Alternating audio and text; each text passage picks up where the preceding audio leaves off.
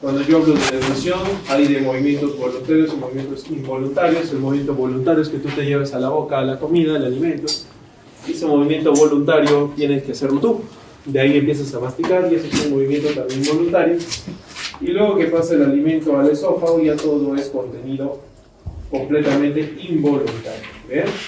De las peristalsis tienes que saber que hay tres tipos: peristalsis primaria, secundaria y terciaria. La peristalsis primaria es la propulsión del alimento en una onda genérica que hace que el bolo alimenticio se propulse y llega al estómago. Eso se llama peristalsis primaria.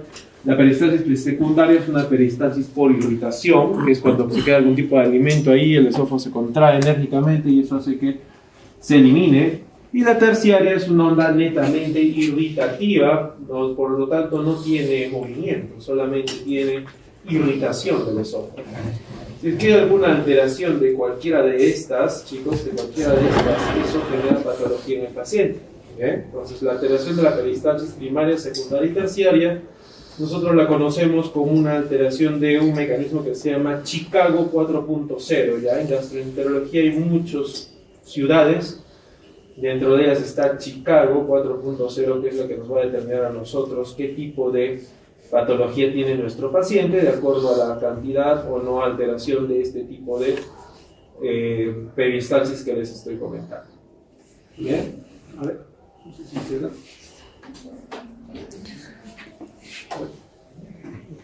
Ese es mi mano.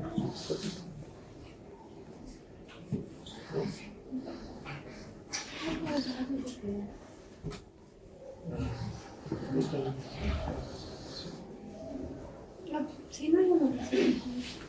Se llama.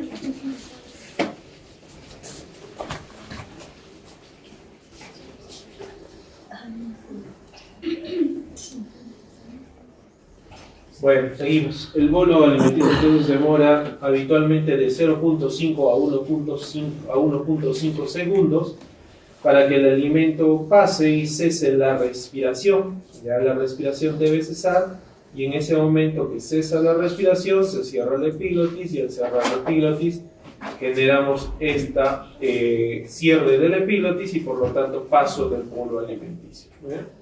El bolo alimenticio pasa y eso genera que nuestro paciente tenga paso del alimento. ¿Bien? Luego de eso, que se abre el esfínter esofágico superior, ya el paso de propulsión del alimento va por estas ondas que les comento, ya primaria, secundaria y terciaria. Bien. Y este peristaltismo que va a avanzar. ¿Bien? Hola, un favor, está muy abajo, ¿lo podemos subir? No sé por qué no lo proyecta así. Ajá.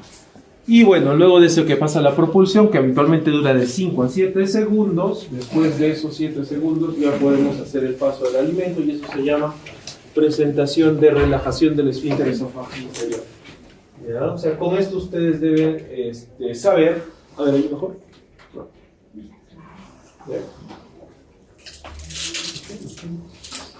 Ya, con esto ustedes deben saber de que el paso del alimento llega hasta el esófago y que se produce el clearance. El clearance es que toda la cantidad de alimentos se haya pasado, se haya quedado algo, lo elimine y ese clearance se produce por la contracción del peristaltismo terciario. Listo. Entonces, cuando veamos que esta alteración del esófago se altera, hay una fisiología alterada del esófago y hay dos tipos de fisiología: peristaltismo primario y peristaltismo secundario. Gracias. Si no hay peristaltismo primario, nunca va a pasar el alimento y eso se llama trastorno deglutorio o alteración motora del esófago. ¿Bien? Entonces, este peristaltismo primario permite deglución de sólidos, deglución de líquidos, deglución de saliva y tiene una velocidad de 2 a 5 centímetros por segundo. Entonces, si el esófago torácico cervical más o menos mide 15, 20, 30, 35, de acuerdo al tamaño del paciente, porque es diferente el esófago de cada uno.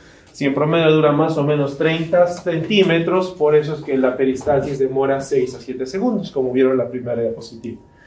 Ya, eso es importante, doctores, porque ahorita van a ver en la patología que cuando se altera esta deglución y entonces se altera el paso de la alimento. Luego les hablé del peristaltismo secundario, y este peristaltismo secundario se da sin deglución previa, ¿ya? Solamente es por distensión de la pared del esófago por el alimento. Entonces te comes tú el alimento y el alimento distiende, y al distender genera este daño, y ese daño es el peristaltismo secundario, que tiene la función principal de vaciar y aclarar la cantidad de restos alimenticios que quedan. Por eso es que su sinónimo es clearance o aclaramiento esofágico. ¿Bien? Entonces, peristalsis primaria, yo me la llevo a la boca, como mastico, degluto. Para deglutir mi epiglotis, se cerró. ¿Cuánto duró eso? 0.5 segundos, dejo de respirar. Pasa, se abre el esfínter esofágico superior, que tiene una presión, que ahorita vamos a ver. Luego de abierto el esfínter esofágico superior, empieza el peristaltismo primario, que es la propulsión del alimento a una velocidad de 2 a 5 centímetros por segundo. Por lo tanto, demoro 6 segundos. ¿Bien? Luego de eso se abre el esfínter esofágico inferior y pasa el contenido al estómago. Ahí quedan, no, doctores, empieza el peristaltismo secundario, que es la cantidad de alimento que se ha quedado, porque al inicio no vas a propulsar todo. Entonces, el peristaltismo secundario es que se distendió la pared del estómago, del esófago, perdón, y ejerce una contracción enérgica generando todo este clearance, todo este aclaramiento esofágico. Bien, y esto que les decía se llama Chicago punto cero, es una clasificación manométrica. Ya nosotros en la gastroenterología dividimos la especialidad en funcional, en endoscopía, en digestiva clínica, en hígado y en vías biliares, como ustedes van a empezar a rotar o ya han rotado. Han visto que la mayoría de nosotros, o bueno, algunos, tenemos subespecialidades porque nos hemos dedicado a una parte específica de la gastroenterología que es bastante amplia. Esto es una subespecialidad que se llama trastornos funcionales. Y en los trastornos funcionales está la elaboración de pH-metrías, manometrías, impedanciometrías y demás. Esto, doctores, es una manometría. ¿Bien? Y la manometría mide contracción, mide esfínteres, mide presiones. Entonces ustedes ven en la eje de las Y una barra que dice milímetros de mercurio, ¿cierto? Estos milímetros de mercurio miden la presión que está ejerciendo el esófago con la sonda que tú has puesto. O sea, ya estarás pensando que para hacer una manometría tienes que introducir una sonda. Esta sonda se mete por la boquita y llega hasta el esófago y hasta el estómago, y mediante una inflar y desinflar globitos mides la presión que ejerce el esófago a tu baloncito. Y eso lo mides en una imagen. Y la imagen, entre más roja sea, significa que hay más presión. Y entre menos negro, azul sea, significa que hay menos presión. ¿Bien? Ok. Entonces, aquí arriba, chicos, siempre van a ver el esfínter esofágico superior. Es esta línea ámbar con verde. Y abajo siempre verán la línea del esfínter esofágico inferior. ¿Bien? Como ya saben, ambos son músculos que se abren y se cierran con este mecanismo de la fisiología que hemos hablado, que se llama deglución, que ustedes ya deberían saberlo. Como sé que no lo saben, se lo voy a decir yo. Entonces, este esfínter esofágico superior se abre, miren, se abre a los 80 milímetros de mercurio. O sea, tiene que ser una presión enérgica. Conclusión, el esfínter esofágico superior tiene un músculo. Que si alguien sabe cómo es, le pongo un punto más. ¿Cómo se llama ese músculo? El esfínter esofágico superior. Son 3 músculos. Forman un triángulo. Y cuando ese triángulo se abre, genera algo, una patología. Exacto. ¿Y qué músculos son? El cricofaringio principalmente. ¿Ya? El cricofaringio genera la presión del esfínter esofágico superior y ahí forma el famoso triángulo de Killian, anatomía. Y si del triángulo de Killian sale o se propulsa el esófago, se llama divertículo de Senker, y el tratamiento será una diverticulectomía, ¿no? O sea, cortar el divertículo para que el paciente ya no tenga ese problema. Ojo, ahora las hacemos endoscópicas, ya no necesitamos cirugía, pero las podemos hacer endoscópicas. ¿Bien? Ok. Cualquiera que sea el caso, el esfínter esofágico superior se relaja y empieza a tragar el alimento. El paciente, y se va a marcar una sonda o una onda que pueden ver que está en distintos colores. ¿Bien? Entonces, este es el paso del mecanismo del alimento, lo conocemos como peristaltismo primario, que hablamos hace un momento, que va a llegar al esfínter esofágico inferior, que debe tener un tono normal, que como puedes ver aquí más o menos es entre 5 y 10 milímetros de mercurio, y cuando se abre, eso pasa el alimento, ¿ya? Y aquí hay algo que quiero que prestes atención y que observes. Esta parte de aquí se llama relajación transitoria, ¿ya? Eso donde no hay rojo y vuelve a haber rojo se llama relajación transitoria. Y es el momento en el cual el esófago, después de la peristalsis, descansa. Descansa para que tú puedas volver a comer y vuelva a pasar el alimento. Cuando esta relajación está alterada, te da reflujo. ¿Ok? La fisiopatología del ERGE, por lo tanto, es el aumento del tiempo de la relajación transitoria. ¿Listo? Pregunta esa. Bien. Entonces, cuando tú ves en tu examen RTTEI, significa relajación transitoria del esfínter esofágico inferior, y ya sabes que es ese cese de contracción de peristaltismo. ¿Bien? Es la caída abrupta de la presión y más o menos son 5 milímetros de mercurio, como hablamos hace un momento. ¿Bien? Esto habitualmente está controlado por la peristalsis secundaria. ¿Por qué? Porque acabamos de hablar que pasó el alimento, terminó de pasar, pum, se cierra mi esfínter esofágico inferior, pum, se cerró, y empieza a aclarar mi esófago, o sea, todo lo que quedó se empieza a contraer para botar lo que quedó, y ese espacio de tiempo en el cual no hay peristaltismo primario se llama relajación transitoria. ¿Bien? Listo. Doctor, ¿y para qué me importa eso? Porque tu clase se llama reflujo, y si tú no sabes ver fisiología ni manometría, nunca vas a aprender reflujo. ¿Bien? Porque el reflujo, doctores, es la clínica de una alteración, de una depresión de ese esfínter esofágico inferior. ¿Ya? Entonces, doctor, ¿por qué se llama ERGE? ¿Por qué se llama enfermedad? Porque el reflujo gastroesofágico es normal que los tengamos todos. Si ustedes están almorzado, yo no, pero si ustedes están almorzado, después de almorzar es normal que regrese algo de ácido a su esófago. ¿Por qué? Porque tenemos una relajación transitoria, ¿correcto? Pero como es un corto periodo de tiempo, no debería darte síntomas. ¿Bien? Pero si ese RT está prolongado, tú vas a tener síntomas. Por lo tanto, se llama enfermedad de reflujo gastroesofágico cuando hay síntomas de contenido del estómago hacia el esófago y que eso genera síntomas. Esa es la clave, por eso se las puse en naranjita. Síntomas o complicaciones. ¿Y cómo las vas a objetivar? Las vas a objetivar con un daño en la mucosa. ¿Y cómo vas a ver ese daño en la mucosa? Con una herida en la endoscopía o con una alteración en la pH-metría. ¿Bien? Conclusión, todos los reflujos deben ser objetivados. ¿Bien? Listo. Seguimos avanzando.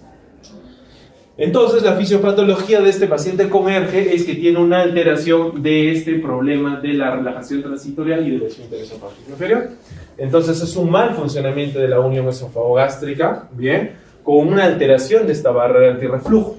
La barrera antirreflujo, doctores, es la presencia del esfínter esofágico inferior y los pilares diafragmáticos. ¿Bien? Cuando se altera este mecanismo de defensa, esta barrera de presión, entonces se altera la válvula y el ácido del estómago sube y quema todo el tiempo, y eso es lo que tu paciente debuta con. ¿Listo? Por lo tanto, hay un retraso en el vaciamiento gástrico y hay una hipersensibilidad esofágica secundaria. Como todos sabes, actualmente en medicina todos hablamos de lo que es inflamación, ¿no? Con cascada inflamatoria, interleuquinas, interleucinas y demás, pues también genera lo mismo en el esófago. Cuando se altera el esófago y tiene ácido, el esófago no está preparado para recibir ácido, desencadena una cascada inflamatoria, hace quimiotaxis, libera citoquinas y eso aumenta mayor sensibilidad del esófago. Y cuando, si tenemos tiempo algún día en las clases, podemos hablar de qué se llama hipersensibilidad esofágica, porque son trastornos deglutorios del paciente. Entonces el paciente puede estar normal, puede que no tenga reflujo, pero siente el reflujo. Eso se llama hiperalgesia visceral, ¿ya? Y es algo moderno de la neurogastroenterología, que es lo que te estoy hablando. ¿Ya?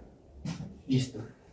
Entonces, chicos, miren, se los presento. Este es el famoso esfínter esofágico inferior, no superior, porque el superior está hecho por el cricofaringio, y hablamos de eso. El inferior, chicos, lamentablemente no tiene un músculo propio, por lo tanto, al no tener un músculo propio es más fácil de vencer y por eso es que tu paciente tiene más reflujo gastroesofágico. Se produce por 3 componentes. Miren, aquí, la primera es esta parte que es la musculatura interna del esófago, los pilares o cruras diafragmáticas y el ángulo de Gis. El ángulo de Gis es el ángulo que se produce entre el esófago y el pilar diafragmático. Este de aquí, chicos, es el ángulo de Gis. Este es el músculo del propio esófago y esta es la crura diafragmática. Esto, chicos, se llama o se conoce como esfínter esofágico inferior de abajo. Listo. No es un músculo propiamente dicho. De hecho, acá te lo puse para que tú compares. Este es el esfínter esofágico superior y es un conjunto de músculos. ¿Ves? Este músculo grande que se llama cartílago cricoides y se va a la faringe, a la laringe, por eso se llama músculo cricofaringio, que acabamos de hablar. ¿Bien? Músculo cricofaringio, y aquí se forma, mira, el triángulo de Killian, triángulo de Killian. Ojo, en su examen les puedo preguntar eso, ¿no? Triángulo de Killian. Bien. Entonces, ya que hay una alteración de ese esófago y que no sube el ácido y demás, y que genera este problema, dijimos que hay un problema inflamatorio. Eso actualmente lo conocemos en los trastornos funcionales de gastroenterología como una alteración del eje intestino-cerebro.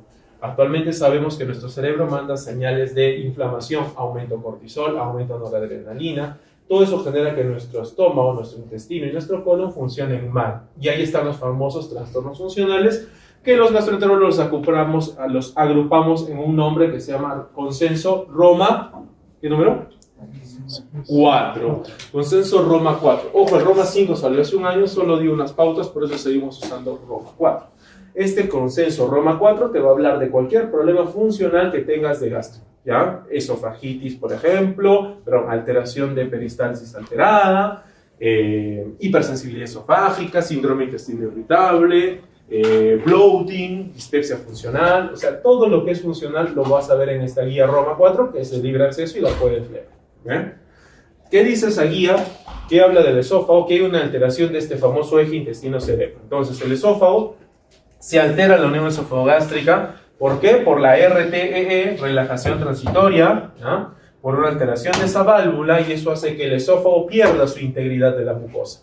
Genera el ácido y el esófago no está preparado para recibir ácido y se empieza a destruir, se empieza a abrir, empieza a generar heridas. Esas heridas las conocemos como esofagitis y tiene una clasificación que se llama los ángeles. Y los ángeles va a determinar el daño que tiene la mucosa. ¿Bien?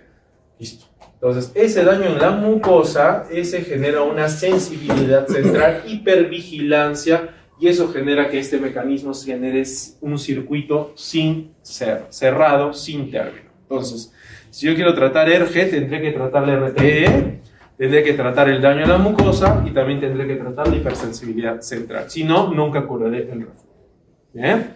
Esto es un concepto relativamente moderno. El estudio que les pongo ahí es de la AGA, la Guía de Práctica Clínica del año 2024. Yo les voy a dejar las diapos para que la puedan ver ahí, las referencias que están abajo, que no se pueden.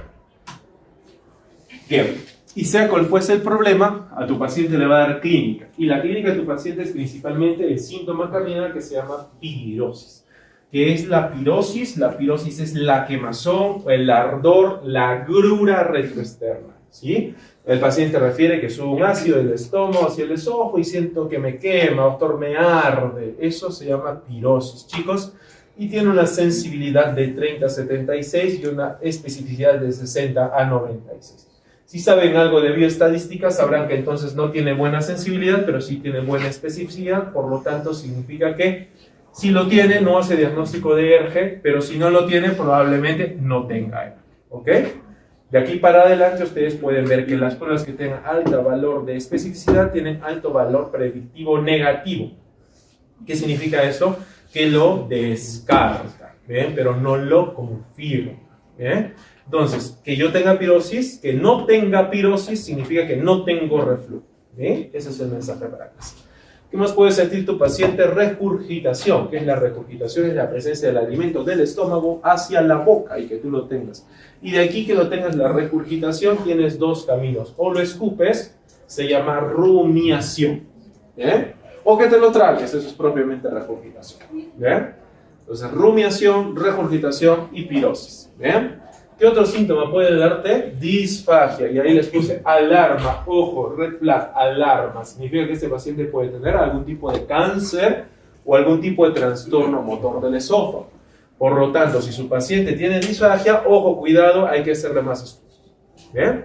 ¿Qué más puede haber? Sensación de globo. Sensación de globo faríngeo. El paciente siente como un nudo, una presión que no lo puede pasar. Saliva espesa, boca amarga. Todos esos son síntomas. ¿Bien? Listo. Otra cosa también es la odinofagia, el dolor al paso de la vida. Entonces, cuando tu paciente te diga, doctor, tengo boca amarga, tú no le vas a decir, estás mal del hígado, ¿no? Eso lo dice la curandera. Tú dirás, señor, probablemente tiene reflujo. Probablemente tenga reflujo y le tengo que hacer un cuestionario, señor. Ese cuestionario es en base a esta guía que se llama Guía de Montreal. Esta Montreal habla de dos síntomas, síntomas esofágicos y síntomas extraesofágicos. El síntoma esofágico, doctor, es el síntoma del daño de la mucosa. ¿Bien? Y eso es que el paciente tiene el famosa esofagitis que me dijo el doctor, o sus complicaciones. ¿Cuáles son las complicaciones de la esofagitis? Estenosis, se cierra el esófago. Barrett, que tengas un precáncer. Adenocarcinoma. Esa es la cascada de daño del esófago. Primero tu esófago se quema, luego de quemarse te da una estenosis, porque toda cicatriz de un órgano cilíndrico genera estrechez, genera disminución de la luz.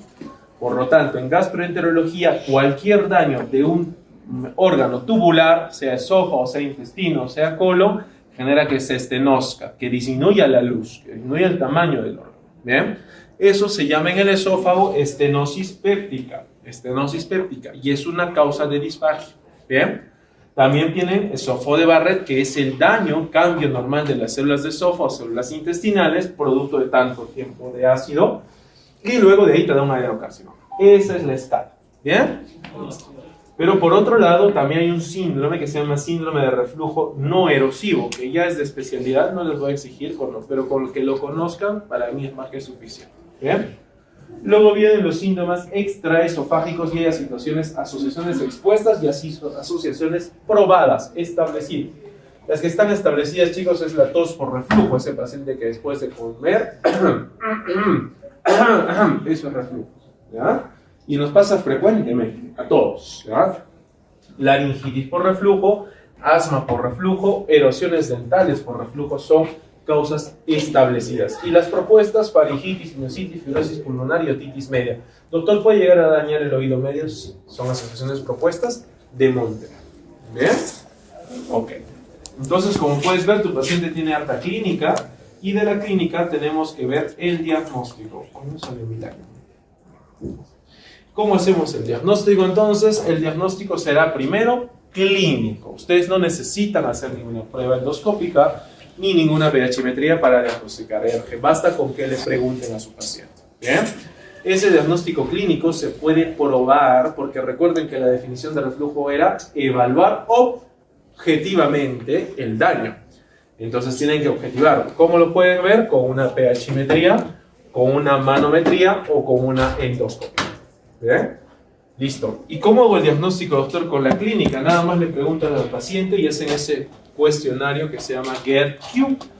¿Ya? GERD-Q lo pueden buscar en internet, es de libre acceso, lo tienen en su celular y solamente preguntándole al paciente la cantidad de síntomas y los días que lo tiene, hacen ustedes el diagnóstico de reflujo.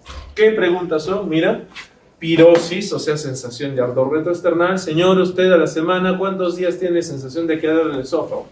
Ah, doctor, pues 5 días a la semana. Muy bien, 5 días son 3 puntos. Señor, ¿y usted al día o en la semana, cuántos días a la semana siente que la comida se le regresa a la boca? Ah, eso también me pasa frecuentemente, doctor. 5 días, 3 puntos más. Luego preguntamos dolor torácico, dolor en la parte superior del abdomen, o sea, en el epigastrio. ¿Qué quieren evaluar acá? Gastritis. No, doctor, la verdad que a mí el estómago ni me duele, solo me arde el esófago. Ok, 0 días, 3 puntos más, ya vamos, 9 puntos. ¿Qué más tienen que ver? Si tiene náuseas. No, doctor, yo no tengo náuseas, ya son 3 puntos más, o a 12 puntos. ¿Qué más preguntan? Dificultad para dormir bien en la noche. O sea, señor, ¿usted se echa a dormir en la cama y en la noche le da más reflujo? Sí, doctor. ¿Cuántos días a la semana? 5, muy bien, 3 puntos más, 15 puntos. Y por último, miden la necesidad de medicación over the counter, o sea, sin que el médico se la prescriba. El señor se toma Milanta, se toma hidróxido de aluminio, no se toma bicarbonato para que no tenga reflujo. Miren, ya con esas preguntas hemos hecho 15 puntos, y si tienen 15 puntos, tienen un 90% de probabilidad de tener reflujo. ¿Necesita endoscopía? No. ¿Necesita pH-metría? No. ¿Necesita impedanciometría? No. ¿Le hice una manometría? No. Conclusión, ustedes tienen que salir formados como médicos para detectar y tratar reflujo, no me la tienen que mandar a mí. ¿Okay? Yo les voy a decir cuándo me lo mandan a mí, pero esto, simple, común y silvestre, lo tratan ustedes en su posta de salud, donde vayan a hacer su salud o donde quieran dejarse. ¿Cómo lo van a hacer? Solo con su gato. ¿Listo? Listo. Y si ya quiero objetivar el reflujo, pues ahí sí viene yo. Ahí sí yo le hago la pH-metría o ahí sí yo le hago la endoscopía. Eso de la fotito, chicos, es una sonda de pH-metría y como pueden ver se pone de la boquita, se le da una vuelta en la naricita y tiene su correíta como una especie de walkie-talkie, ¿no? Como hay un modulito. Este modulito mide la cantidad de ácido que tiene el paciente todo el día. El señor se va con su sondita y tiene un botoncito ahí. Cada que el señor tiene reflujo, pum, marca el botoncito. Y la máquina mide 24 horas al día la exposición del pH del esófago. ¿Bien? Tiene unas onditas, tiene unos puntitos que detectan mediante la alteración química cuánto pH tiene. ¿Bien? Y de acuerdo a eso puedes decir qué cantidad de exposición tienes al ácido en tu paciente. ¿Bien? El monitoreo entonces es 24 horas, es el gold estándar del diagnóstico de reflujo gastroesofágico porque es el único que mide el pH. ¿Bien? La exposición al ácido con síntomas de reflujo mide el famoso SAP. ¿Qué es el SAP? La asociación del síntoma con el reflujo. Entonces, es que tenga reflujo con la máquina y que el paciente también lo sienta. Por eso marco su botoncito. Eso se llama SAP. ¿Bien? Y hay dos tipos, la clásica que es esta que le pongo o la inalámbrica que ahora les vamos a tomar una cápsula y mediante Bluetooth transmite a su equipo electrónico y dice cuánto tiempo tiene reflujo. ¿Bien? Listo. Muy bien. Sea cual sea el dato, pues el dato te va a dar cuánto pH tienes, cuánta exposición tienes al ácido y qué cantidad. ¿Bien? Y ya si quieres operarlo a tu paciente o sospechas que tengas alguna alteración motora del paciente, entonces a ese paciente sí le puedes hacer una manometría. Y esta manometría, como puedes ver, ya tiene muchos más puntitos, ya 21 puntitos, y cada puntito mide no solo el pH, sino la presión, y son las fotitos que les enseñé al inicio, ¿no? Esfínter esofágico superior, esfínter esofágico inferior, peristalsis primaria, ¿cierto? Eso ya les enseñé en las primeras diapositivas. Eso se llama manometría. Son de 21 a 36 sensores, cada centímetro tienen un sensor y eso sirve más para medir presión y también para derivar al cirujano y que le haga su punto aplicado. Bien. Listo, ¿y cuál es el rol de la endoscopía? Pues el rol de la endoscopía es primero hacerle a los pacientes que tienen síntomas de alarma. ¿Recuerdan cuál era la alarma que les dije? La disfagia. Otra alarma, ¿sabes cuál es? El sangrado.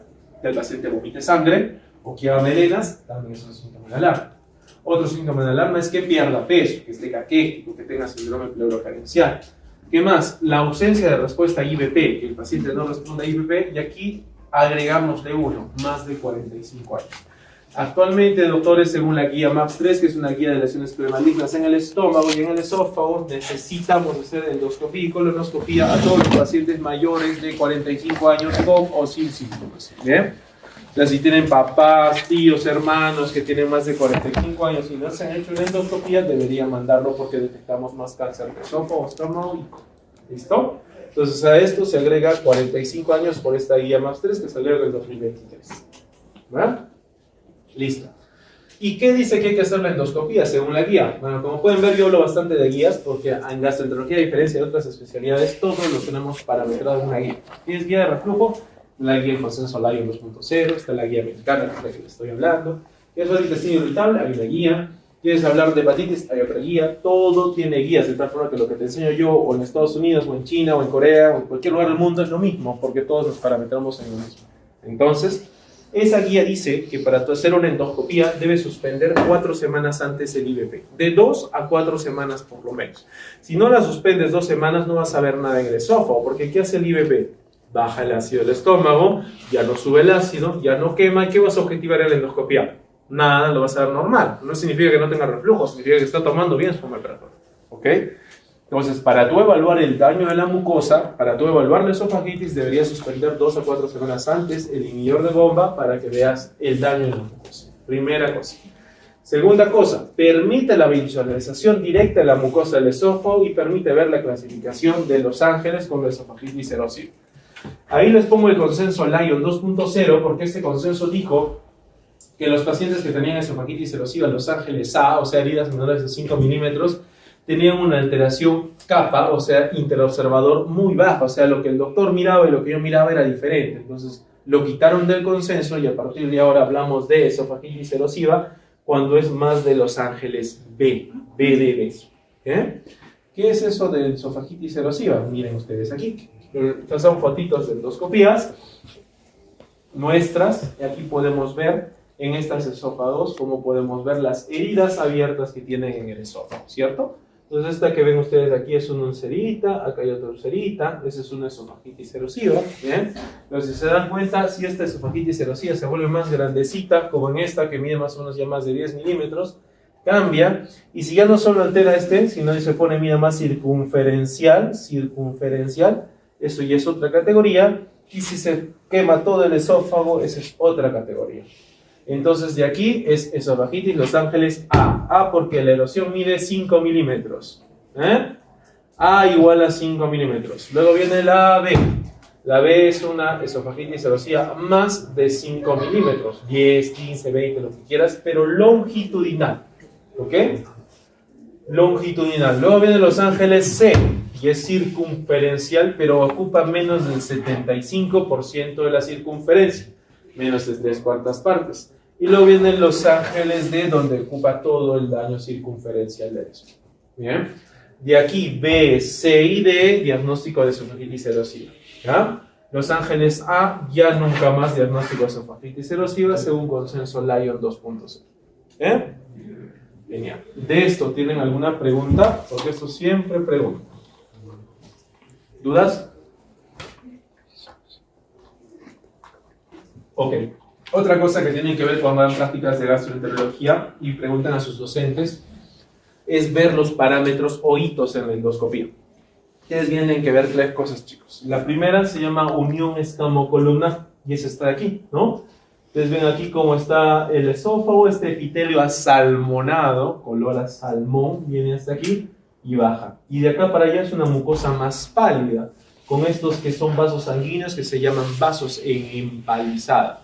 El término de los vasos en empalizada y el inicio de la mucosa asalmonada se llama unión escamocolumnar o también conocida como línea Z, transición de epitelios, de epitelio cilíndrico a epitelio plano estratificado no cornificado. Bien, este cambio de epitelio se llama línea Z o también conocida con nosotros como unión escamocolumnar, US. ¿Listo? US. El siguiente punto que tienen que ver es el inicio de pliegues gástricos, que es estos de aquí, que inician los pliegues gástricos, y eso se llama unión esófago-gástrica, o UEG, unión esófago-gástrica. Ahí pueden ver cómo los pliegues del estómago empiezan a formarse. Y la disminución de la luz se llama plicatura, que es esos pilares diafragmáticos que les hablé en la fotito de su ratito. Entonces, siempre que ustedes vean endoscopías, preguntan a sus docentes la UEC, la UEG y la plicatura. Todo informe endoscópico bien hecho debe tener estas 3 mediciones, porque eso determina a nosotros patología. ¿Bien? Listo. UEC, UEG, plicatura. Y el daño que es A, B, C, O. Listo. Entonces Los Ángeles B, ya las vieron, erosiones ahí más de 5 milímetros. Los Ángeles C, circunferenciales, menos del 75%, mira acá se ve, ¿no? Mira todo esto blanco, todo eso son menos del 75% de la circunferencia dañada.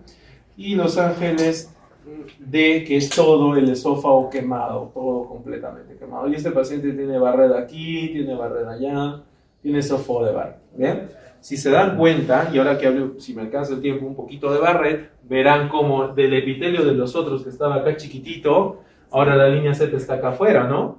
Como que se subió, como que se extendió. Eso pasa porque la metaplasia va comiendo, se va comiendo el esófago y eso genera daño. Entonces, si ustedes quieren ver, la unión escamocolumnar en esto estará más arriba y la esofagogástrica más abajo, ¿no es cierto? Y esos puntos son importantes para una clasificación de Praga, que es de esófago de Barrett. ¿Ves? Otra ciudad. ¿Ves? Lyon, Montreal, Chicago, Praga y ahí un poco 20 más. ¿Okay? Listo. Ya después les explico si no se tiempo. Bien, entonces no se duerman, aterricemos, ya, lleguemos al diagnóstico. Entonces, ¿cómo hacemos el diagnóstico? Con ese pequeño algoritmo muy bonito. Entonces, pueden ver arriba, paciente que tenga reflujo, regurgitación, que tenga pirosis. Primero, le hacemos la calidad de vida y le hacemos su GERQ. ¿Listo? ¿Qué hago después del GERQ? Ya diagnostiqué ERG. ¿Necesito hacerle algo? No necesito hacerle nada. ¿Qué le voy a hacer? Le voy a dar tratamiento. ¿Qué le voy a dar? Mira, inhibidor de bomba de protones. ¿Cuántos días? ¿Un día? ¿2 días? ¿3 días? ¿Un mes? No, 8 semanas. 2 a 3 meses de IVP. Siempre usar el IVP de mayor dosis y siempre usar 2 veces al día. Ahora les voy a hablar del IVP todavía, ¿bien? Pero 8 semanas de tratamiento. Si luego de las 2 a 3 meses de tratamiento el paciente se completó todos los síntomas de reflujo, ¿listo? Este paciente se le suspende el IVP, ¿listo? Y se curó del reflujo. ¿Lo curaste tú? Lo curé yo. Lo curaste tú. No necesitaste mandar a la gastroenterólogo. Bien. Y estos de aquí sí son los que me tienes que mandar. Cuando después de las 8 o 12 semanas de tratamiento con IVP no tiene un completo alivio de los síntomas, yo le pruebo intentar 2 o 4 semanas más de IVP, o sea, ya 3 meses. No funciona, le hago la endoscopía. Corroboro si es una esofagitis Los Ángeles B, C o D, si es un daño netamente por el reflujo, por el ácido, ¿no es cierto? Entonces confirmo el reflujo y voy a un algoritmo que se llama reflujo refractario de tratamiento. ¿Bien? Pero si es que no, le hago una endoscopía y me sale Los Ángeles A o normal, este paciente no tiene esofagitis erosiva, o sea, no es el daño, el ácido. ¿Qué le está pasando? Tiene alguna otra alteración y ese puede ser, por ejemplo, esófago hipersensible, esófago no erosivo y demás. Eso es para el gastroenterólogo, el resto para el médico general. Bien. Listo, chicos, hablemos rápidamente de tratamiento para que no se me duerman y no se cansen. Bien. El tratamiento de nuestros pacientes son 3 pilares importantes. La primer pilar es disminuir la producción de daño del esfínter esofágico inferior. Y es normal, como les dije al inicio de la clase, que todos tengamos reflujo, ustedes y yo. El reflujo es fisiológico, ¿bien? Pero cuando me da síntomas y cuando tengo daño, ya se llama enfermedad. ¿Qué son los alimentos que generan que mi esfínter esofágico inferior se disminuya más su tono? Son estos que están aquí. Café, ¿ya? El café a la cabeza es el principal causante de que el esófago se abra más y por lo tanto disminuye el tono del esfínter esofágico inferior. Chocolates, ¿ya? Chocolates, igual. Bebidas carbonatadas, gaseosas, da mucho reflujo, ¿ya? Alimentos con alto contenido en picantes, ¿ya? Ají, rocoto, pimienta, picantes, frituras, ¿ya? Todo lo que sean frituras les da reflujo. Y el alcohol, que está más abajo, no se mira ahí, el alcohol también es importante. Entonces, si tú comes tu salchipapita con tus 2 cervezas y te comes un chocolate, te va a dar sí o sí reflujo, tengas o no tengas alergia, porque tu tono del esfínter esofágico inferior se va a alterar. ¿Ok? Otro mala noticia, las mujeres tienen más reflujo por la progesterona. Cuando después de ovular te da ganas de comer chocolate y te da reflujo, es por eso, porque la progesterona que está alta después de ovular, estás en tu ciclo progestacional, hace que el esfínter esofágico inferior disminuya su tamaño y tengas más reflujo. Por eso que muchas pacientes vienen a mi consultorio que después de ovular les da reflujo. Y es cíclico, es menstrual, por hormonas. Las gestantes, por lo tanto, si estás gestando, tienes mucha progesterona, te da reflujo todo el tiempo. ¿Ok? Reflujo gastroesofágico. ¿Qué más? El aumento de la presión intraabdominal. Las pacientes con alta obesidad central, los muy gorditos, los muy panzoncitos, también tienen reflujo, porque aumenta la presión del abdomen. ¿Bien? Igual el útero, ¿no? Si estás embarazada, igual el útero aumenta la presión. ¿Ya? Esas cositas que te estoy diciendo son medidas higiénico-dietéticas que tienes que decir a tus pacientes para que no tengan reflujo. Entonces, señor, no chocolates, no café, no gaseosas, no alcohol, no frituras. Se olviden las frituras, por favor, no comidas picantes. ¿Bien? Listo. Eso es muy importante. Otra cosa importante, señor, usted tiene que comer mínimo 3 horas antes de lo que se va a dormir. Esa mala costumbre de comer y echarse a la cama hace que el tono del esfínter esofágico inferior se abra más y tengas tarde o temprano reflujo. Los chicos, nunca coman y se vayan a la cama. Después de 3 horas después se pueden echar a la cama para que no aumente la presión y por lo tanto no les da. Listo. Elevar la cabecera de la cama, importantísimo. Tratar de dormir semisentado. Recuerda que cuando estás echado, pues no hay gravedad, ¿no? Y al no haber gravedad, todo el ácido se regresa al esófago, te da reflujo, te quema el esófago, te da Barrett's, ¿ok? Entonces dormir después de 3 horas y semisentado con la cabecera en alto permite que tengas menos reflujo, ¿ok? Y también hay estudios que dicen que dormir del lado izquierdo, de cúbito lateral izquierdo, disminuye la presión del esfínter esofágico inferior y también mejora el reflujo, ¿ok? Entonces esos son los tips, las claves, ¿bien? Luego de que ya le explicas eso a tu paciente, tienes que decirle, señor, usted tiene que tomar su IVP. El IVP, chicos, es la piedra angular del tratamiento. Es un inhibidor de bomba de protones. Recuerden que lo que hace es el ácido del estómago alcalinizarlo, convertir un pH normal del estómago, que es 4, por lo menos a 6, ya por lo menos a 6 o a 7, para evitar que tengan reflujo gastroesofágico. Cuando usen IVPs, usen el que tengan a la mano. Ahora yo les voy a dar algunas exquisiteces de lo que puede ser de mi especialidad, pero pueden usar el que tengan a la mano, pero siempre 2 veces al día. Recuerden que en la noche hay más reflujo, porque están echados, están dormidos, no hay gravedad y el ácido va a quemar más.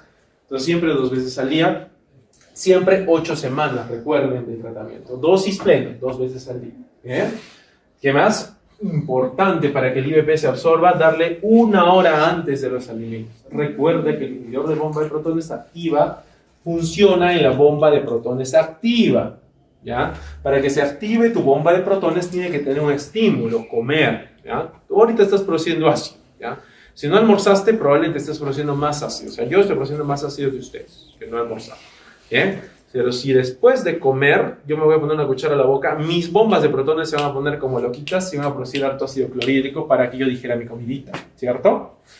El omeprazol, o el pantoprazol, o el rabeprazol, o el dexlansoprazol, o lo que tú quieras, para ese momento que tú comas ya tiene que estar en tu sangre y tiene que estar inhibiendo todas las bombas. Si no, por más que tú comiste ahora y tomaste tu IBP junto, va a pasar media hora o una hora de inicio de acción y no le vas a dar ningún chance a tu inhibidor de bomba.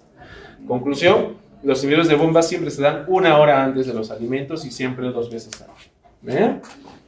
Listo. La guía americana habla bastante de lo que es alginato. En Estados Unidos se conoce como Gaviscon, en el Perú se conoce como Milpax, es el único producto a nivel nacional que tenemos. Y ese alginato ha demostrado beneficio en el pocket acid. ¿Qué es ese pocket acid? Es el bolsillo de ácido que genera el esófago después de haber comido. El alginato es un medicamento espeso, como una babita que genera que ese esófago que está abierto se cierra un poquito y no le da. Si está con recomendación nivel A, se da 3 veces al día y mejora bastante. ¿Bien?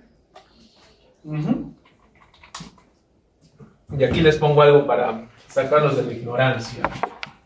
La ranitidina no se debe usar. Ninguna guía lo recomienda, ningún gastroenterólogo debería usarlo porque no hay ningún nivel de evidencia. Primero, genera taquifilaxia. ¿Alguien sabe qué es la taquifilaxia? La taquifilaxia es la propiedad farmacológica en la cual un fármaco luego de usado un tiempo ya no tiene efecto de acción en tu cuerpo. La ranitidina tiene una taquifilaxia de 10 días. Si tú lo usas más de 10 días, tu cuerpo se ríe de eso, ya no funciona. Recuerda que es un antisecretor, no es un inhibidor de bomba de protones.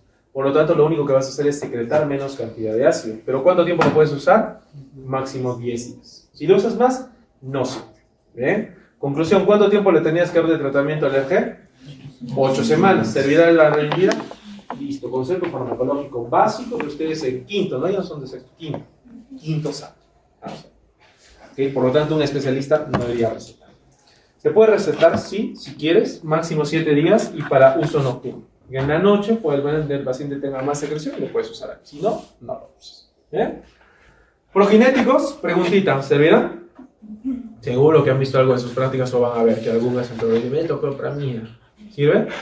Ninguna guía americana, norteamericana, europea, de la Unión Asia-Pacífico, ni de China, ni de Corea, ni de Japón lo recomienda. No sirve. Los progenéticos sirven para vaciamiento gastrointestinal. No tienen ningún efecto en el esófago. Ninguno, ni mosaprida, ni cimitaprid, ni levosulfirida, ni metoclopramida, ninguno. Ninguno funciona. Esto.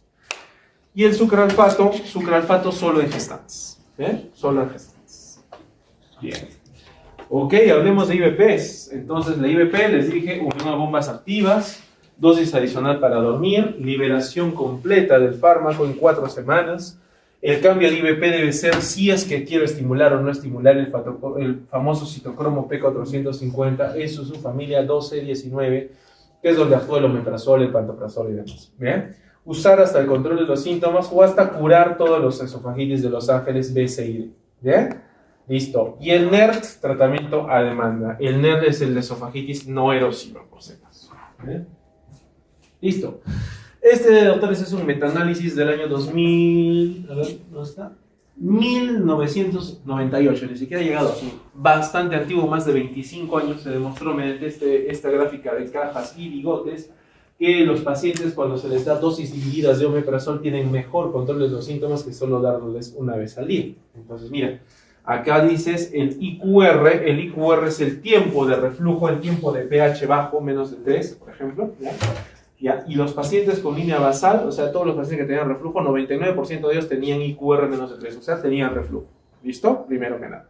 Luego que se les dio el omeprazol una vez al día, bajaron a 36, pero si se les daba 2 veces al día, bajaba a 1.3. Con este estudio tan antiguo del 98, se demostró que es mejor administrar cualquier IVP 2 veces al día. Lo he puesto a colación porque muchos de los gastroenterólogos van a ver que recetan una vez al día y no sirve. ¿Ya? Entonces, si quieren recetar omeprazol, pantoprazol, esomeprazol, cualquiera que quieran usar, úsenlo 2 veces al día. ¿Listo? Listo. El alginato, les decía, la barrera mecánica, el bolsillo ácido, disminuye la severidad de los síntomas, ¿ya? Es mejor que el suprafato, por si acaso, ¿listo?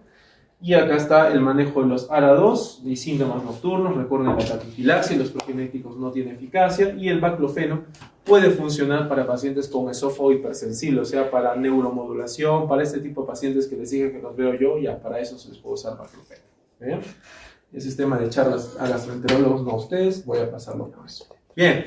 Y hay algo moderno, ni tan moderno, de hecho ya asistimos al lanzamiento en el año 2023, en octubre nos invitaron a nivel nacional a dar speakings de estas moléculas, que se llaman los PICAPs. Yo soy speaking del tegoprazán, que es el molécula KICAP en nuestro país, que fue la primera en traerla de México, ¿ya? Los PICAPs son bombas, ya no IBPs, ya no es una bomba que activa la bomba de protones, es un inhibidor selectivo de la recaptación de potasio, de la bomba de potasio, ¿ya? Y es importante que lo conozcan porque es relativamente moderno y empezamos a usarlo más. Para el mes de septiembre, el próximo mes, el 23 de septiembre, vamos a lanzar vonoprazan a nivel nacional. Boquesna se va a llamar por la industria Adium, del cual también yo soy speaker. Lo vamos a lanzar en Arequipa, les voy a invitar para que puedan escuchar. Pero este Speakups es lo moderno que van a hacer que nuestro país sea uno de los pocos de Latinoamérica en tener dos moléculas de este tipo y nos va a permitir hacer bastantes estudios. Se llama PICAP porque es un bloqueador activo del canal de potasio. Miren ustedes, esta es una celulita parietal. Esta celulita parietal, mediante una reacción química que ustedes saben del agua más el CO2, tiene bicarbonato. Y ese bicarbonato, mediante degradación por la anhidrasa carbónica, se corta ese ion y genera hidrogenión y genera bicarbonato. El bicarbonato es un buffer, se va para allá, para la sangre.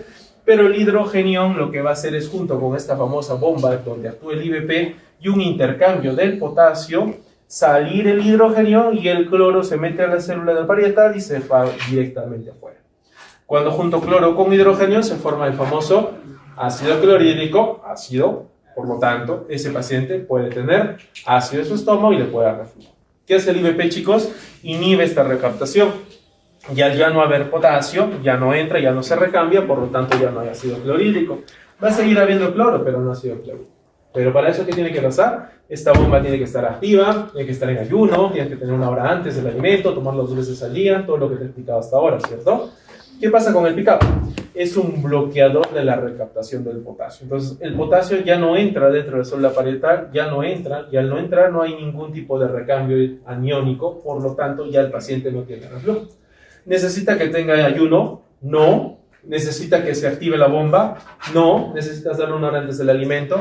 No, y se activa y se une selectivamente y se mantiene el uso por 24 horas al día. ¿Ok? Entonces mira lo moderno que es. Se lanzó en Japón 2015, en Perú 2023. Es un bloqueo de protones activo e inactivo. Todas las bombas se activan, todas las activas y las inactivas se corta el potasio. Tiene eliminación independiente del citocromo P450, no tiene nada que ver con los polimedicados, por ejemplo. El mantenimiento se da por 8 semanas, tiene una acción mucho más rápida, de media hora a 1 hora. Controla ácido nocturno porque está 24 horas al día en tu cuerpo. No está relacionado con los alimentos, lo puedes tomar junto con tu alimento. Y control sostenido del ácido, ¿ya?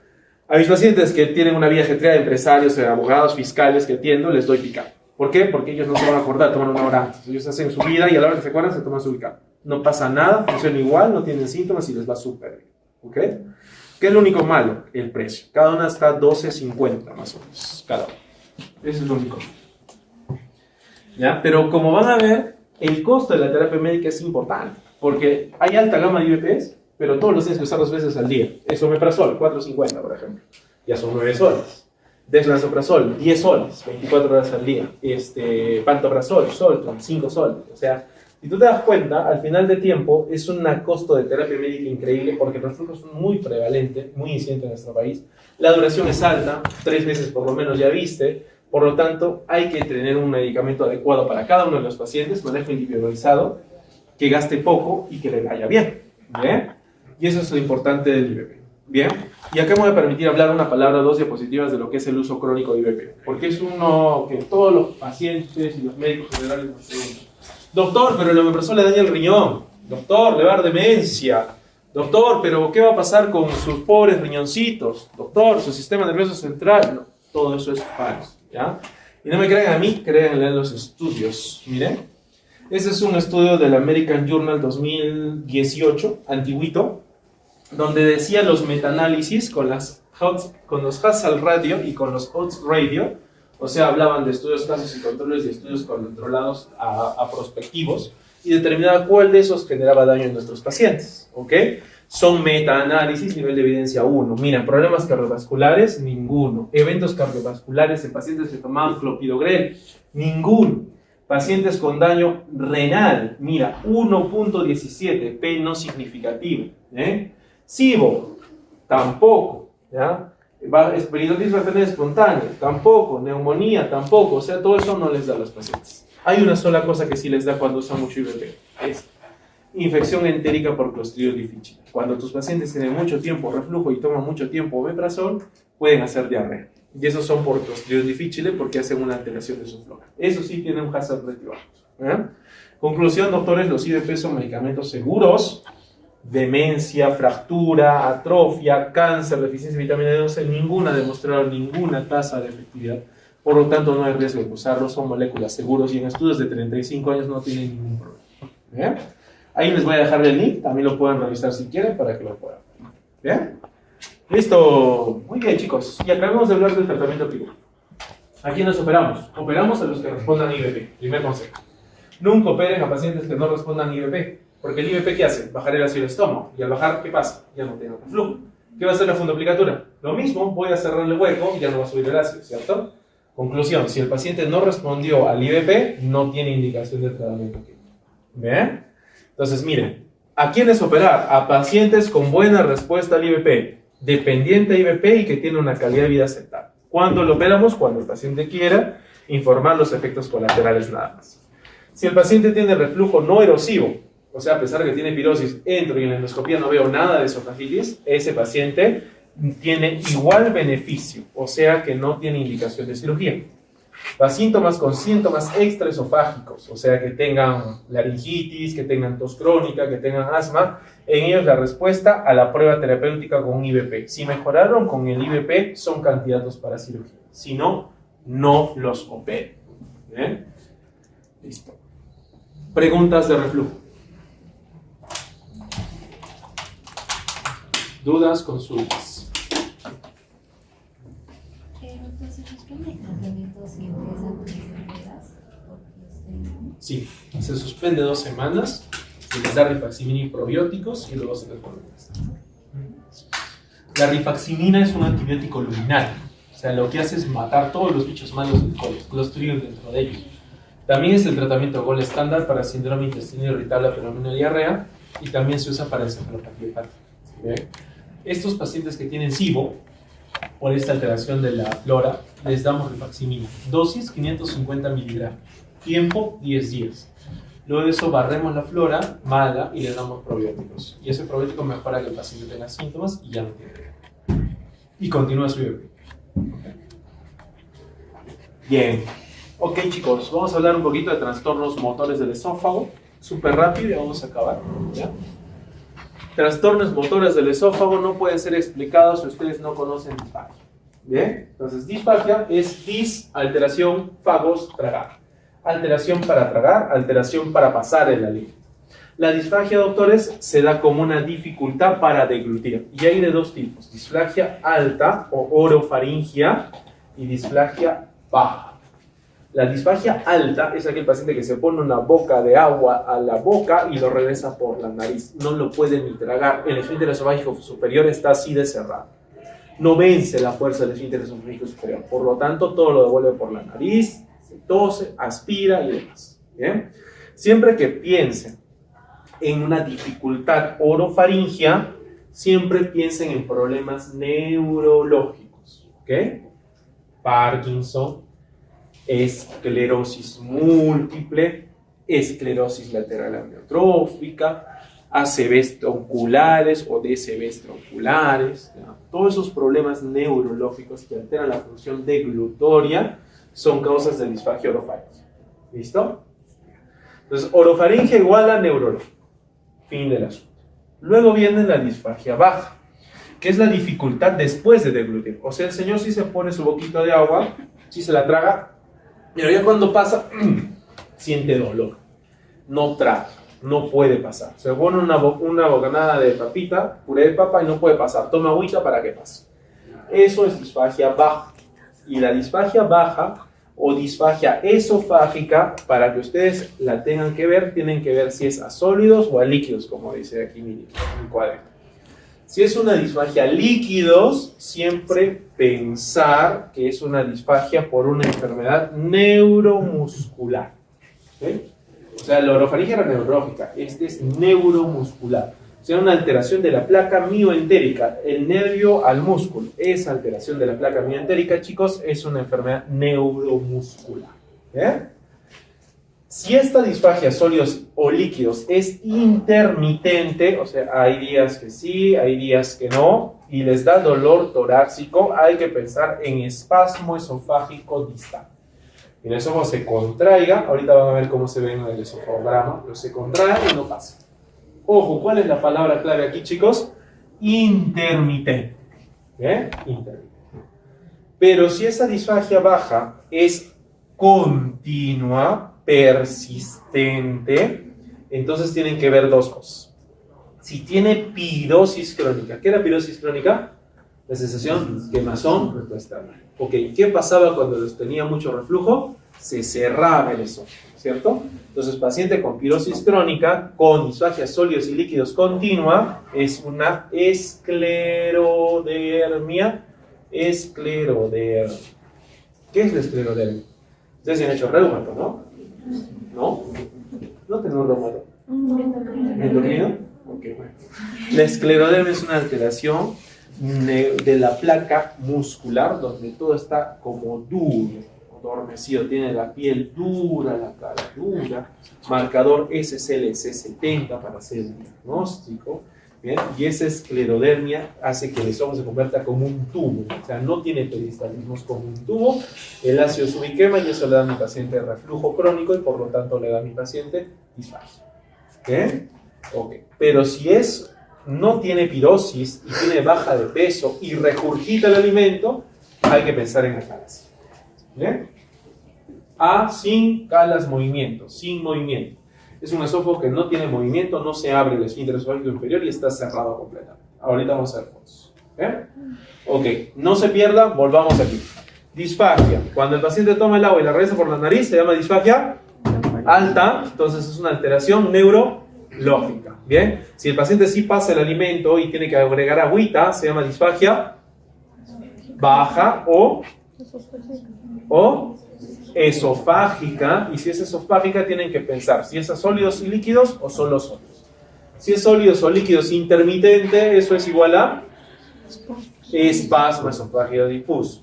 Si es continua, ¿qué tienen que averiguar? Si tiene pirosis. Si tiene reflujo crónico, eso es igual a esclerodermia. Y si no tiene reflujo crónico, eso es igual a acalasia.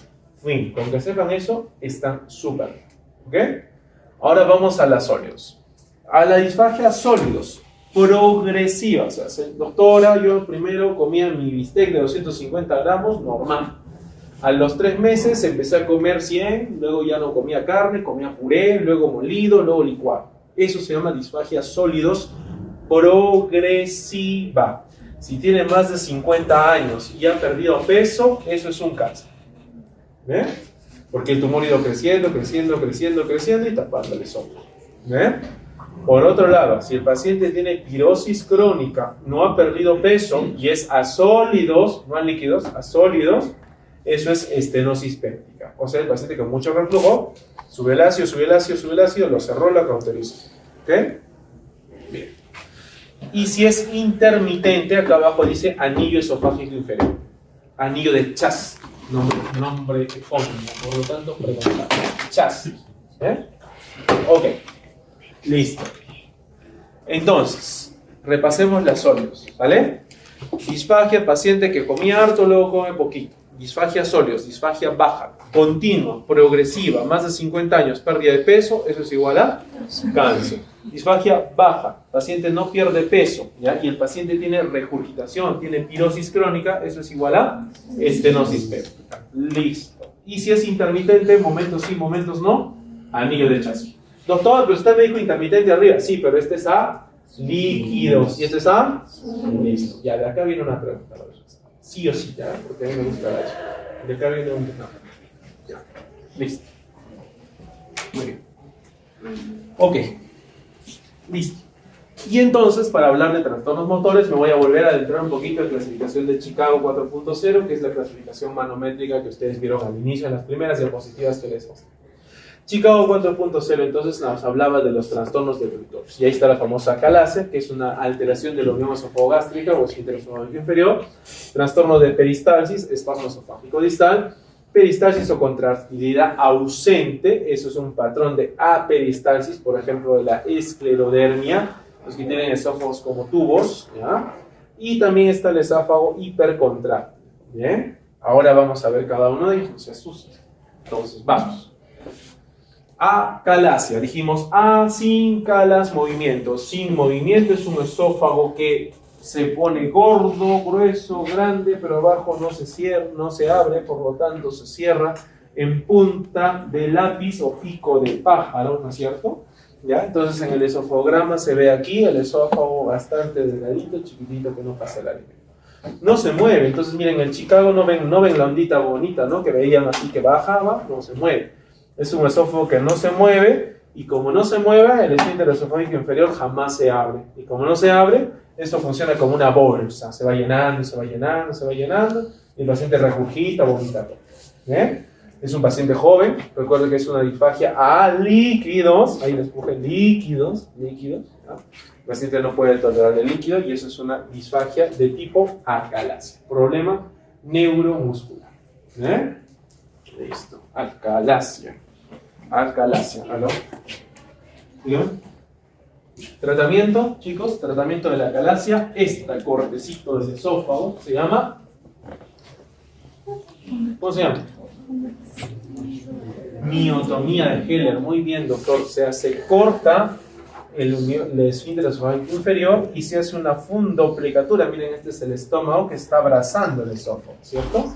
Esta fundoplicatura no completa de 270 grados se llama fundoplicatura de Tupet, fundoplicatura parcial.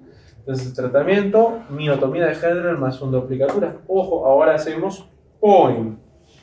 ¿Qué es POEM?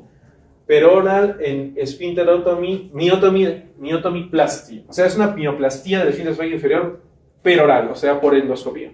Yo entro con el endoscopio, hago un túnel, llego hacia el esófago, corto y seco la submucosa y hago un corte endoscópico, sin necesidad de cirugía. Se llama POEM. ¿Ah?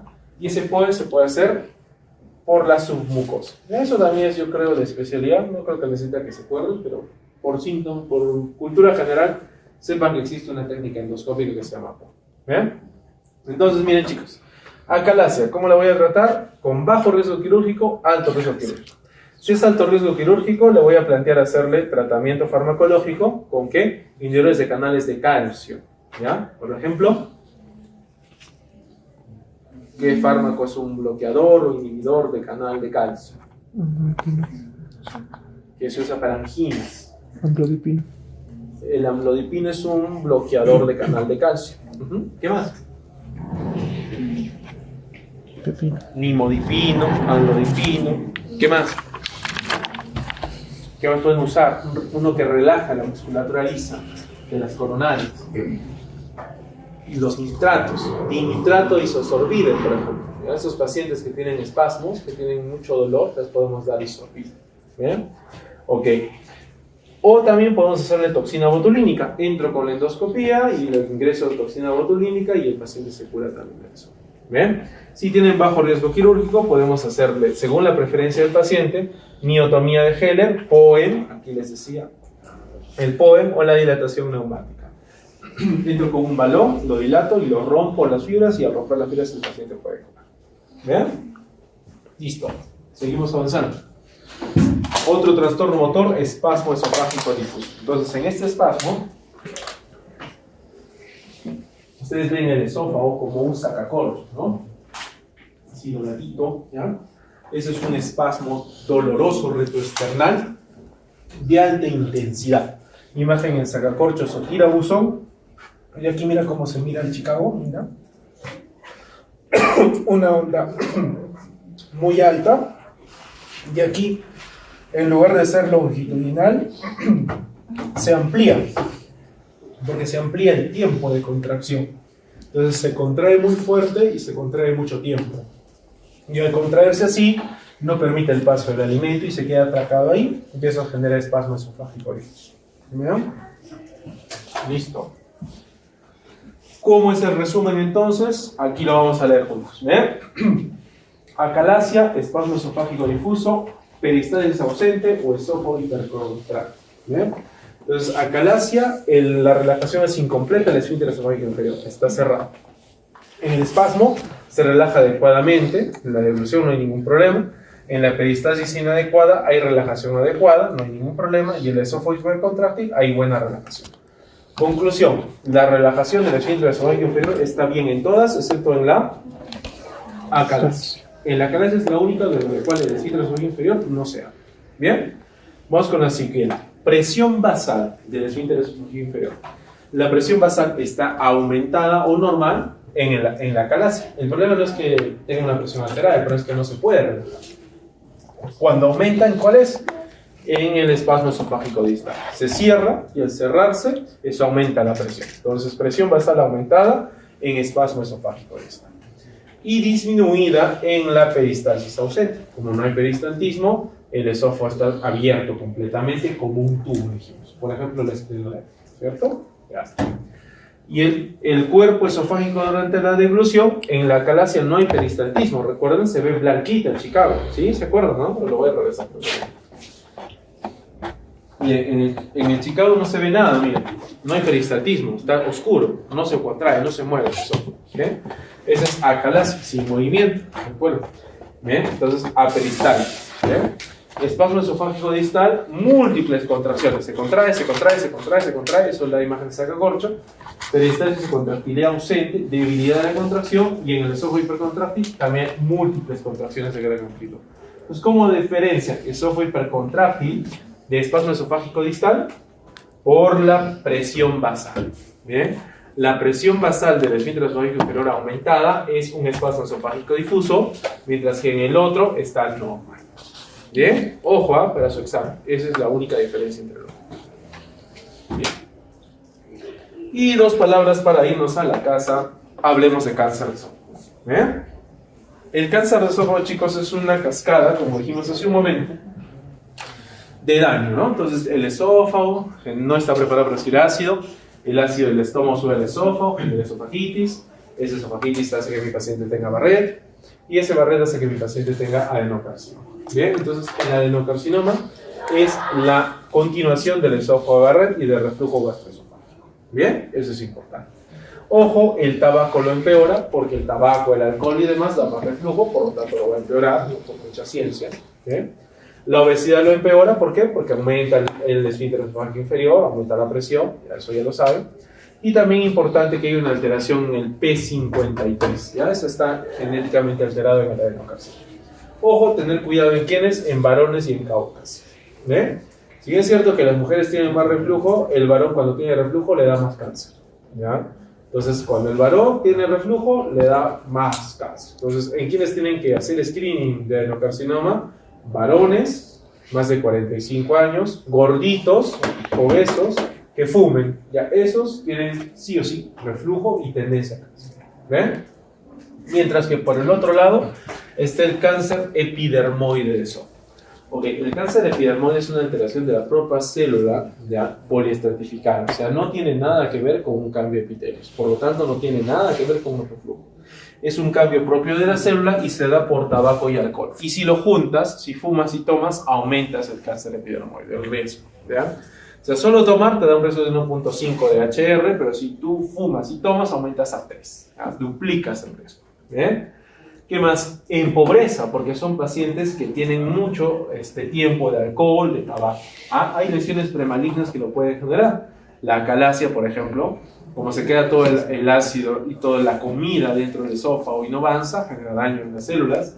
La esofagitis cáustica, los pacientes que se toman lejía, pacientes con divertículos, que se queda la comida ahí. Cualquier cosa que hace que se quede la comida ahí puede tener tendencia a tener cáncer epidermoide. ¿Bien? Factores nutricionales, dietas pobres en vitaminas. Eso ha demostrado más riesgo de cáncer, por eso es que hablábamos de pobreza. ¿Bien? Dietas ricas en nitrosaminas, ¿ya?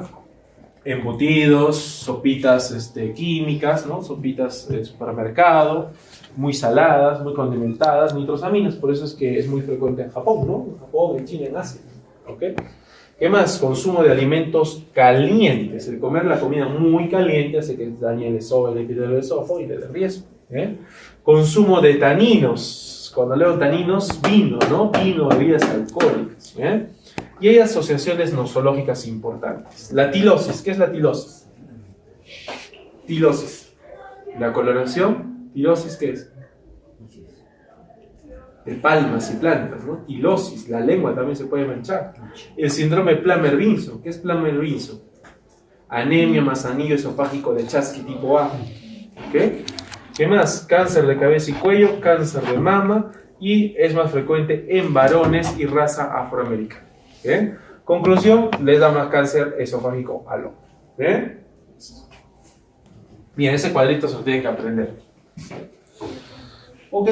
¿Cómo hacemos el diagnóstico? Endoscopía, chicos. La endoscopía es crucial para ver el cáncer de esófago. Debemos de tomar más de 6 biopsias, como dice la diapositiva.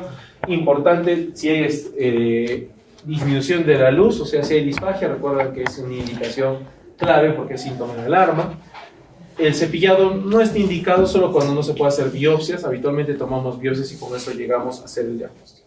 Ya que hice el diagnóstico, tengo que estratificarlo loco-regionalmente, o sea, hacerle su famoso TNM, porque de acuerdo a la TNM puedo plantear un tratamiento. Entonces, miren ustedes, TNM, T cuando el tumor no puede ser evaluado, TX, T0 cuando es un tumor primario, T1S cuando hay una displasia de alto grado, o sea, un Barrett con displasia de alto grado es un TIS, un tumor in situ.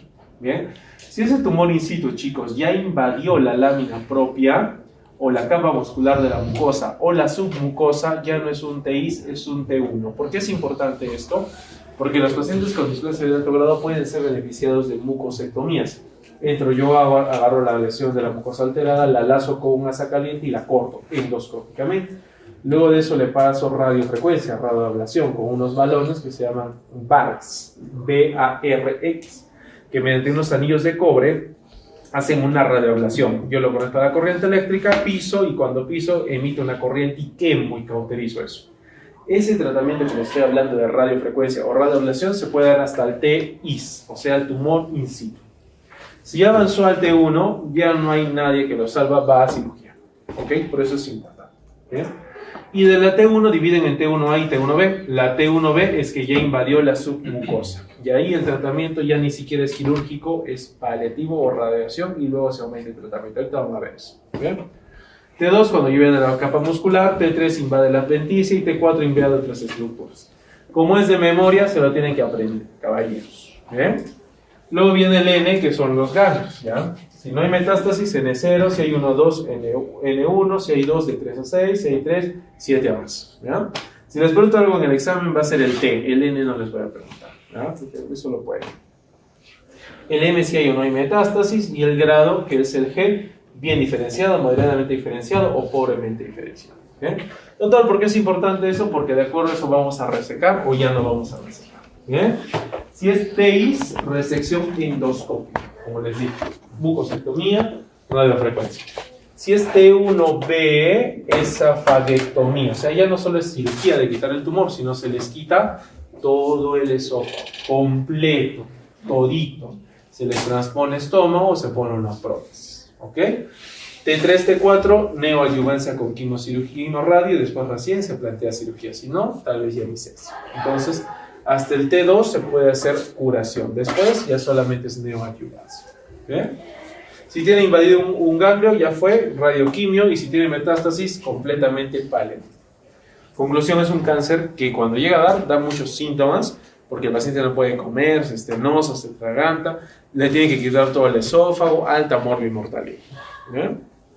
Conclusión, está en nuestras manos detectar a tiempo un Barrett para evitar que le dé al paciente. ¿Cómo podemos hacer también la estadificación? Con la ecoendoscopía. Actualmente hacemos ultrasonido endoscópico, es otra subespecialidad de gastro. El ultrasonido endoscópico permite con un endoscopio en la punta, con un ecógrafo, ver hasta dónde invadió, a qué capa mucosa invadió, y de acuerdo a eso plantear la biopsia o plantear el tratamiento quirúrgico. Estadificación a distancia con tomografía y estudios radiológicos con contraste varitado solamente está indicado en aquellos que no puedo pasar el endoscopio. Solo en esos valdría la pena. Si no, no está en. ¿Vean? Y listo, doctores. Me parece que eso es todo por hoy. No sé si tengan alguna duda, pregunta o comentario. ¿Dudas?